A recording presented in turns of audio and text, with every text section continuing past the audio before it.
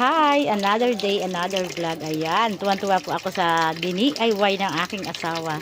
Yan, less po sa kuryente, less sa tubig, at less sa pagod. Ayan. So, nag-DIY po ang aking asawa ng filter ng aming crayfish. Ayan. So, bali yung pong tubig na nanggagaling po dun sa aming crayfish. Ayan, kung mapapansin po ninyo, ayan yung tulo. Ayan. Na isumasalin po siya sa galon. Yan, hinihigo po siya papunta sa galon. Then, pagkadating po sa galon, ilalabas din naman po siya papunta ulit sa crayfish. So, pabalik-balik lang po ang ating tubig. Kaya wala po tayong aksaya. Sobrang tipid po sa tubig.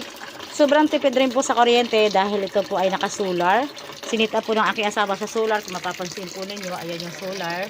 So, ang ginamit lamang po ng aking asawa dito ay galon at hose at yung dinamo. Ayan. So, napakadali ng trabaho sa ngayon. Hindi ka na kailangan magpalit ng tubig.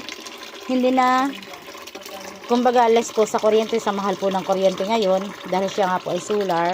At hindi rin po siya aksaya sa tubig dahil yung pong tubig na nanggagaling doon sa ilalim na sinisip-sip papunta dito sa galon, inilalabas din naman po ng galon papunta ulit doon sa ilalim. Pabalik-balik lang po.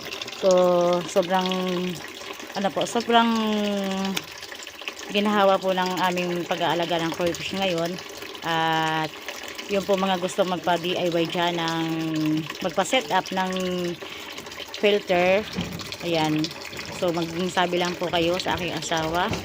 At para less po kayo sa mga bayarin. Less sa tubig, less sa kuryente, at less po sa trabaho. Ayan guys, hanggang dito na lang muna ang aking update.